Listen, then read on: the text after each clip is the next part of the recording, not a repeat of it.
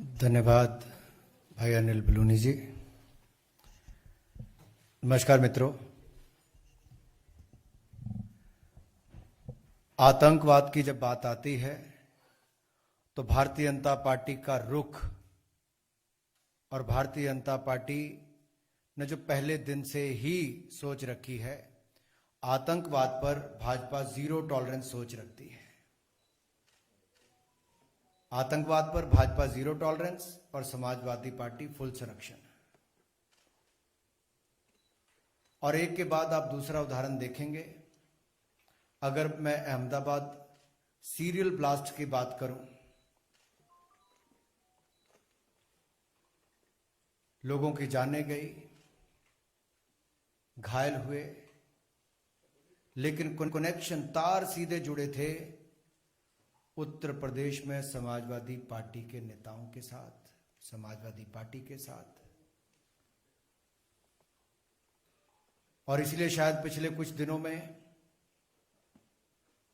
Court की judgement आने के बाद भी समाजवादी पार्टी के नेता चुप हैं। ये चुप्पी एक बार फिर आतंकियों के संरक्षण की ओर उंगली उठाती है, समाजवादी पार्टी की ओर।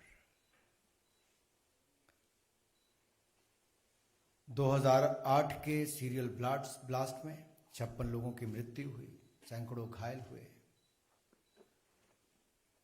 न्यायालय की हाल ही में आई जजमेंट का हम स्वागत करते हैं, भारतीय जनता पार्टी स्वागत करती है, जिसमें 49 लोगों के खिलाफ सजा सुनाई गई। 38 आतंकियों को फांसी की सजा, 11 को ताउम्र जेल में रहने के लिए सजा सुनाई गई। ये तब हो पाया जब गुजरात के मुख्यमंत्री नरेंद्र मोदी जी थे। ब्लास्ट होने के बाद सारी एजेंसीज का ये कहना था कि मुख्यमंत्री, उस समय के मुख्यमंत्री नरेंद्र मोदी जी घटनास्थल पर ना जाएं, लेकिन मोदी जी घटनास्थल पर भी गए, पुलिस कमिश्नर के दफ्तर भी गए, घायलों को देखने अस्पताल भी गए, और यहीं पर रुके ही नहीं, आतंकवाद की कमर तोड़ने के लिए मोदी जी की मुहिम लगातार चलती रही। एसआईटी का गठन हुआ, मात्र 19 दिनों के अंदर आतंकवादियों के खिलाफ कार्रवाई की गई, पकड़ा गया, केस सॉल्व हुआ, और उसके लिए जो कुछ भी करना था, सबूत पहुंचाने तक, आतंकवादियों को पकड़ने तक, मोदी जी की सरकार ने उस समय भी काम किया। आज भी आतंकवाद को जड़ से मिटाने के लिए मोदी जी की सरकार वचनबद्ध है, प्रयासरत है। और मैं कहना चाहता हूं इस पर, सिमी हो, इंडियन मुजाहिदीन हो, इनकी कमर तोड़ने का काम किया है तो नरेंद्र मोदी जी ने किया है। उन आतंकवादी हमलों में भी, सीरियल ब्लास्ट में भी, एजेंसीज की रिपोर्ट उस समय की भी है कि उस समय के गुजरात के मुख्यमंत्री नरेंद्र मोदी जी पर हमला करने की प्लानिंग भी थी। सवाल यह खड़ा होता है कि इसका सपा कनेक्शन कहां से आता है। मैं आपके सामने रखना चाहता हूं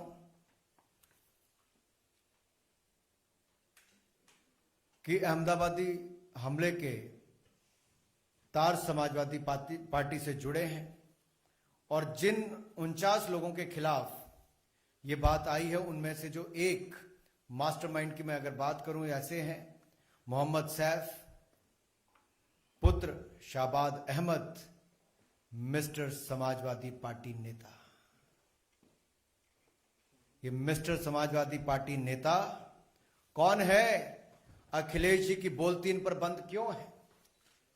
ये जो चित्र मैं आपके सामने मिस्टर समाजवादी पार्टी नेता के रख रहा हूं, ये उस समय के समाजवादी पार्टी के मुख्यमंत्री, यानी कि उत्तर प्रदेश के मुख्यमंत्री अखिलेश यादव जी।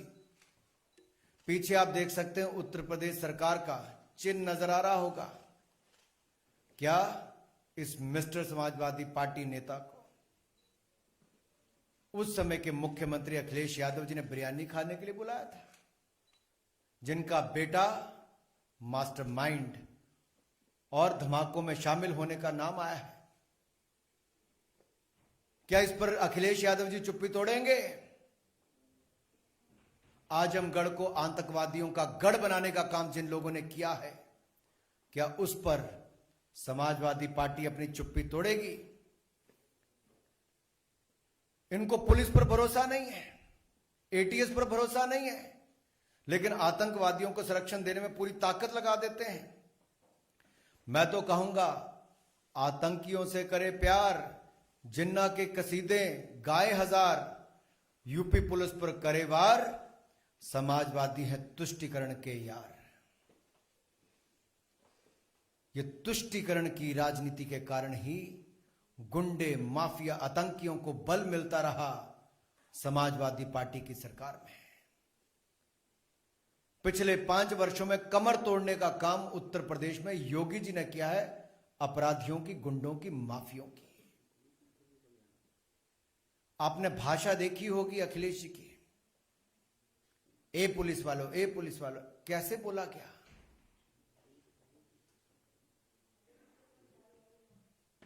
और एटीएस और पुलिस पर प्रश्न चिन्ह खड़े किए और उनकी जांच पर भी प्रश्न चिन्ह खड़ा करते हैं। मैं तो 2 बातें आपके सामने और रखना चाहता हूं कि अखिलेश ने ठाना है आतंकियों को बचाना है। ये कब ठान लिया था? 2012 के उत्तर प्रदेश के चुनाव से पहले समाजवादी पार्टी के मैनिफेस्टो में सीधे सीधे लिखा था, और सीधे जो लिखा था वो क्या लिखा था कि मुस्लिम युवाओं के खिलाफ आतंकवादी जो चार्जेस हैं आतंकवाद के, उसको वापस लेंगे। 2012 में समाजवादी पार्टी के मैनिफेस्टो में कहा गया, और 2013 में सत्ता में आने के बाद अखिलेश जी ने, लेकिन उससे पहले क्या कहा मैं एक बार आपको पढ़ के बता दूं। 2012 के मैनिफेस्टो में समाजवादी पार्टी देश की पहली ऐसी पार्टी थी, कोई पॉलिटिकल पार्टी की, जिसने मैनिफेस्टो में वायदा किया था कि मुस्लिम युवाओं को टेरर चार्ज को छोड़ दिया जाएगा, वापस लेने की बात कही थी। और क्या कहा था कि जिन लोगों ने ये चार्जेस लगाए हैं ऐसे पुलिस वालों के खिलाफ सपा की सरकार कार्रवाई करेगी।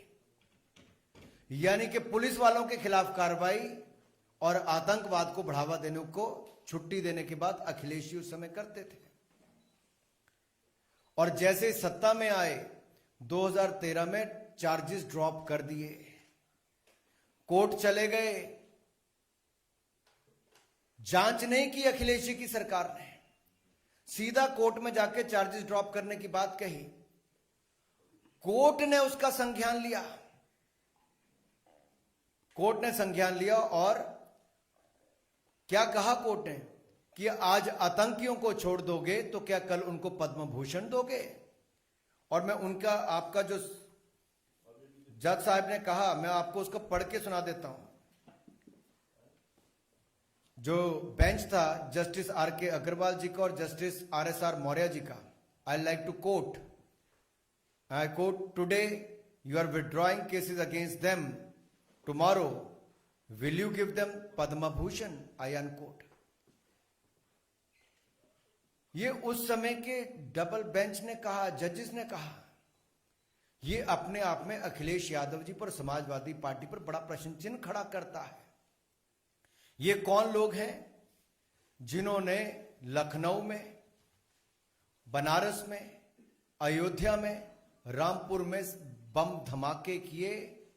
उनके खिलाफ मुस्लिम युवकों के आतंकी जो चार्जेस हैं उनको वापस लेने की बात उस समय अखिलेश यादव जी ने कही और करने का काम भी किया। ये तो भला हो कोर्ट ने उसका संज्ञान लिया। ये यात्रा यही नहीं रुकती। मैं एक और, आज जब चुनाव आए तो अखिलेश जी कहते हैं हम अयोध्या में जमीन लेकर देंगे, बनारस में जमीन लेकर देंगे, 5 घर खरीद के देंगे। मुंह में राम, बगल में आतंकी, ये अखिलेश यादव जी की सोच है।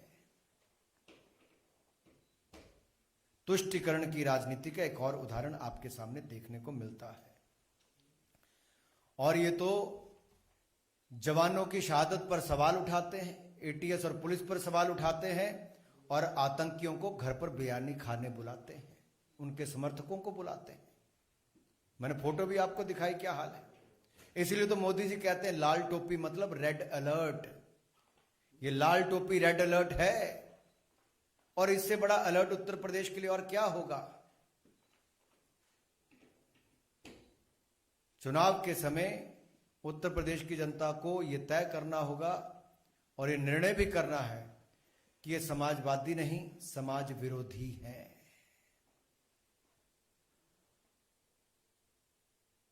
अगर आप अगले भी उदाहरण देखेंगे तो उसमें भी स्पष्ट तौर पर आपको नजर आएगा, केवल अकेले अखिलेश यादव जी ने, आजम खान हो, अबू आजम हो, ऐसे इनके बड़े नेता सब, पुलिस वाले शहादत उनके घर पे नहीं गए। जिनको आतंकवादी होने के आरोप में पकड़ा गया, उनके घर पर उन लोगों के परिवारों से मिलने गए। ये आतंकवादियों को, उनके परिवारों को संरक्षण देने का काम सपा करती है, भाजपा जीरो टॉलरेंस की नीति के साथ चलती है। यही नहीं, मोदी जी ने आतंकवाद के खिलाफ जीरो टॉलरेंस को देश के अंदर तो किया ही, मुख्यमंत्री रहते हुए भी, प्रधानमंत्री बनकर भी। मुख्यमंत्री थे तो अहमदाबाद के बम ब्लास्ट, सीरियल ब्लास्ट के खिलाफ कार्रवाई की। 26/11 का हमला हुआ तो मुंबई जाकर स्वयं वहां पर भी गए। और जब प्रधानमंत्री बने तो दुनिया भर के नेताओं के साथ आतंकवाद के खिलाफ जीरो टॉलरेंस की नीति को मोदी जी ने आगे बढ़ाया है और आगे बढ़ाएंगे। पिछले 7 वर्षों में देखिए, सैकड़ों आतंकवादियों को मार गिराया।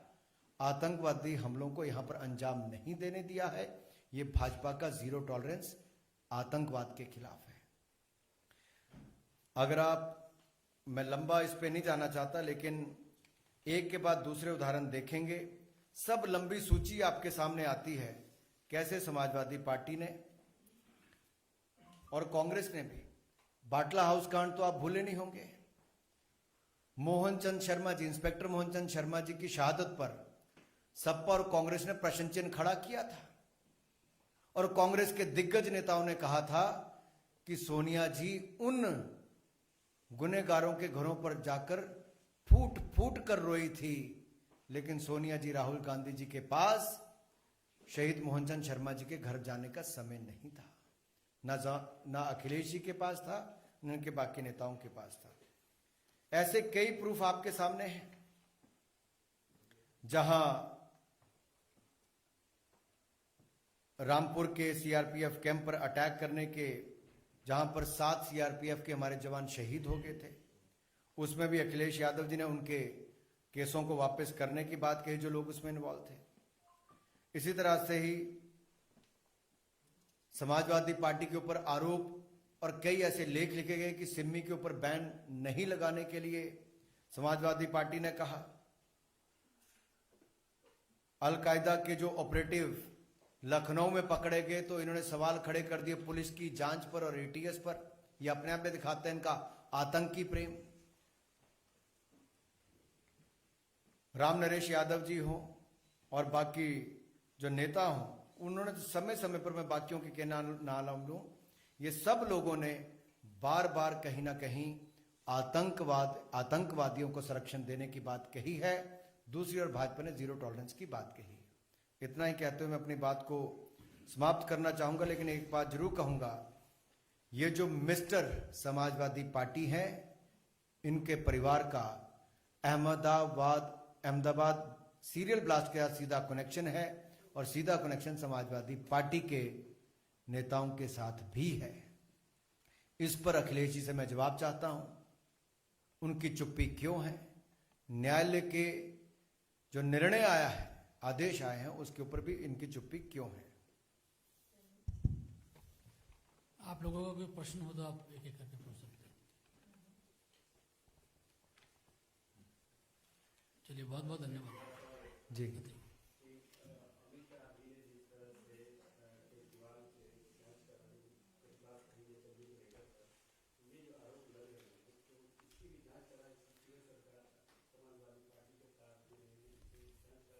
देखिए, शायद तीसरी कड़ी में बोलना भूल गया था, आपने बताया है। सोनिया जी तो रोई ही थी, जाकर उन आतंकवादियों के परिवारों के पास जाकर अखिलेश यादव जी खुले में समर्थन देते फिरते हैं उन परिवारों को और पुलिस पर प्रश्न चिन्ह खड़ा करते हैं। आपने अरविंद केजरीवाल जी की बात कही, इनको भी रात बिताने का टाइम कहीं और नहीं, खालिस्तान के समर्थकों के घरों पर जाकर मिला। और ये आरोप उनके ऊपर किसी और ने नहीं, उनके ही अपने फाउंडर मेंबर्स ने एएपी के लगाए। एएपी मतलब अरविंद एंटी पंजाब, उनके खिलाफ लगाया। वहां पर भी जांच करने की बात गृह मंत्री जी ने कही है। और यहां तो पूरी जांच अमित शाह जी ने उस समय से लेकर आज जो ये निर्णय आया है, उस समय की सही जांच, और कोर्ट ने भी उसको सच साबित करके फांसी की सजा सुनाने का काम भी किया है। मैं तो यही कहूंगा, वही हवा है, वही सपा है, दंगइयों का हाथ, आतंकियों का साथ।